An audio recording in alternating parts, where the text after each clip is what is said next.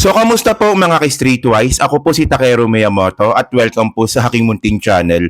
So, mga kababayan, may napansin po ako kahapon dito sa statement po ni Alan Peter Cayetano, si Mr. 10,000. So, alam naman po natin no, na itong si Alan Peter Cayetano, matalik po nakasangga ni Duterte dati. Pero base po sa nakita ko po kahapon, mukhang unti-unti na siyang umiiwas. Actually, hindi ko lang siya napansin kahapon, matagal na. Tingnan ninyo ito yung example ko dito Nung pumutok po yung mga issue laban kay Sara Duterte, di ba sila Bongo, sila Bato, sila Robin Padilla, todo tanggol. Pero si Alan Peter Cayetano po talaga, hunyango po talaga ito. So ngayon tahimik po siya noong mga panahon na yon. Pero ito pakita ko sa inyo ito report ito from Brigada News FM Sabi dito, 'di ba? Tugon ni Senator Alan Cayetano nang matanong siya kung kailangan ba na magsagawa ng special session ang Senado para sa impeachment trial laban kay VP Sara. Baby Sara pala. So ngayon ito, so ito na lang i-play ko na lang tong sagot nga po ni Peter Cayetano kahapon. Sige ito. Sen, last na lang po, your thoughts po dun sa impeachment case ni VP Sara. Do you think na kailangan mag-hold ng special session para po pag-usapan? Well, prayers. Accountability is a must. Walang may gusto ng gulo. Walang may gusto na hati yung attention natin sa mga problema. Pero yan ang proseso natin Kung wala kang proseso, lalong magulo. No? So, everyone has given their opinion. The Senate President has come out with a time frame. So, sooner or later, the majority of senators have to sit down and look at it. No? But yun nga, much wisdom is needed. Ito yung mga sitwasyon na kahit opinion mo, may sasang-ayon, may hindi. So, pray for wisdom talaga sa Senate. So actually mga kababayan, kailangan po talaga ng wisdom ng mga senador natin regarding nga po dito sa issue ni Sara. Hindi po katulad nung walang yung Robin Padilla po na yan, nung tinanong siya tungkol sa impeachment, ang sabi niya, ayaw niya. Yan, para sila nila Bato, ni Amy Marcos, buti nga talo na yan So ngayon, ang point ko dito mga kababayan, ang sabi dito ni Alan Peter Cayetano, actually nagiging fair siya dito Ganito po ang gusto kong marinig na sagot sa isang senador. Especially na sila po ay magiging parte po ng impeachment court. Maging fair. So ang sabi po ni Alan Peter Cayetano, accountability is a must.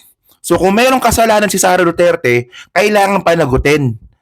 Alam nyo kasi mga kababayan, ako ayoko kay Alan Peter Cayetano kasi alam naman po natin na hunyango po ito. Di ba ginamit niya rin po si Duterte dati noong 2016. Ito, pakita ko na lang dyan. So ito po, naging katandem po ni Digong si Peter Cayetano noong 2016. Tinaas pa nga yung kamay nila ni di ba, ni FBR. And then mga ka-Streetwise, yun nga lang kasi talo. 'Di ba? At bukod diyan mga kababayan, ito po yung mga naging posisyon ni Alan Peter Cayetano So tandaan natin mga kababayan si Alan Peter Cayetano po ay naging Secretary of Foreign Affairs noong panahon ni Duterte from 2017 to 2018. Tapos naging Speaker of the House pa nga po siya from 2019 to 2020. So ibig sabihin talagang dikit na dikit po siya sa mga Duterte. And then may kasunod pa to Okay, so meron pa siya ditong Blue Ribbon Committee. Okay, wait. Okay. Ito Okay, yon. So bali yun pala naging katandem ni Digong.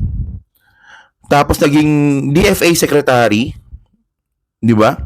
Tapos naging Speaker of the House. So ano bang gusto kong ipunto dito mga kababayan? Si Alan Peter Cayetano po ay talagang kasangga po ng mga Duterte yan. Pero ang tanong natin dito, ano nangyari ngayon? So, pwede kasi, hindi, ito pa, isa pa. Tandaan din po natin na nung pagpunta po ni Duterte sa China, kasama rin po si Alan Peter Cayetano. Kasama din po siya doon nakikipag-usap kay Xi Jinping. So hunyango nga So ano bang point ko dito mga kababayan? So alam po talaga ni Alan Peter Cayetano na palpak po talaga si Sara Duterte. Alam mo nang mali, ba't mo pa pagtatanggol? Oh, especially tandaan natin mga kababayan na nung presidente po itong si Digong, si Sara Duterte naman po mayor. Oh, at doon natin nakita yung paggastos nga po ni Sara Duterte ng confidential fund. Magkano inabot nun? Teka lang, hanapin ko ulit ha. So 2.6 billion. Oh, panahon ni Duterte, 2.6 billion po ang confidential fund ni Sara Duterte nun. Habang malapit po nakaalyado si Alan Peter Cayetano. 'Di ba? Nakipag-meeting pa nga si Alan Peter Cayetano kay 'di ba? Kay Michael Yang. Kasama siya doon eh. So alam na alam po talaga ni Alan Peter Cayetano yung galawan po ng mga Duterte. At malamang din po mga babayan, kasama po kasi sa article of impeachment kung paano po ginastos ni Sara Duterte yung confidential fund, hindi lang po bilang vice presidente, pati po nung siya po ay naging mayor po ng Davao. 'Di ba? From 2016 to 2022. So ito tinan nyo to COA report, Davao City had over 2.6 billion confidential fund during Sara Duterte's mayoral term. Di ba 2016 hanggang 2022 habang namamayagpag po si Alan Peter Cayetano. So Davao City had over 2.6 billion in confidential fund from 2016 to 2022 corresponding to the years Vice President Sara Duterte served as mayor. Oh, ang may sabi nito COA. Hindi po ako, COA may sabi nito. Oh. So, ngayon ito malamang alam niyo na 'to pero nire-review lang po natin, no? So, nung 2016 meron po siyang 293 million. 2017 meron po siyang 420 million, 2018 and meron siyang 460 million. So, million talaga ito. Oh. And then, from 2019 to 2022, according to the published annual audit reports, di ba? So, tag 460 million. So, ano bang gusto kong i-point dito mga kababayan? Alam naman po natin na bastos po talaga at balasubas, gumastos po ng confidential fund si Sara Duterte. Di ba? Saan niya ginamit yung confidential fund nung siya yung vice presidente natin ngayon? Ginamit sa tree planting. Ginamit sa libreng sakay, ginamit dun sa pansarap. Parte ba ng confidential fund yun? Ang point ko dito mga kababayan, kung nabababoy po ni Sara Duterte yung confidential fund niya, ngayong vice presidente siya, paano pa kaya nung siya yung mayor ng Davao? Oh, at ngayon ang point ko dito mga kababayan, kasi kung talagang itong si Alan Peter Cayetano ay kaalyado pa rin ng mga Duterte, dapat ang sagot nito, pag tinatanong po siya regarding po sa impeachment trial ni Sara Duterte, dapat po yung sagot niya is parang sagot po nila Bongo. Di ba? Na pipigilan namin yung impeachment, di ba? Tapos biglang bawi. Biglang bawi na magiging fair. Ay, ba naniniwala ba kayo na magiging fair itong mga buwakan ng inang mga to? Sila Bongo magiging fair? Tanga-tanga nyo naman pag naniwala kayong ganun. Pero ang point ko dito mga kababayan, bakit si Alan Peter Cayetano, bakit ganon? So, posibleng hunyango, gustong maging safe, di ba? Ganun talaga yung politika sa Pilipinas, di ba? So yun, di ba?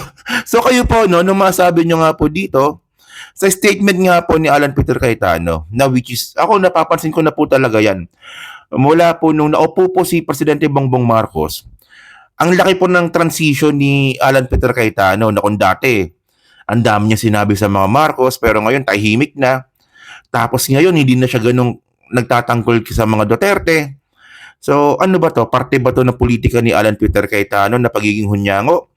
Or posible rin talaga na alam talaga ni Alan Peter Cayetano kung paano ginastos ni Sara Duterte, kung gaano siya kababoy sa Davao City.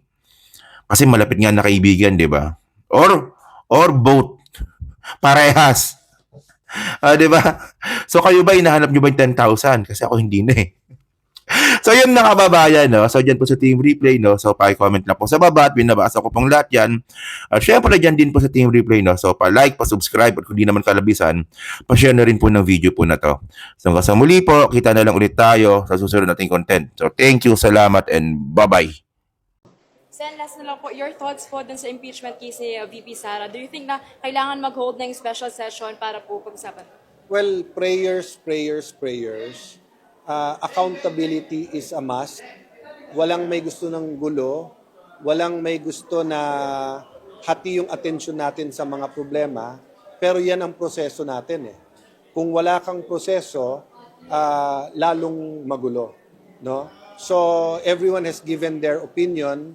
The Senate President has come out with a time frame. So sooner or later, the majority of senators have to sit down and look at it. No? But yun nga, much wisdom is needed. Ito yung mga sitwasyon na kahit opinion mo, may sasang-ayon, may hindi. So, pray for wisdom talaga sa Senate.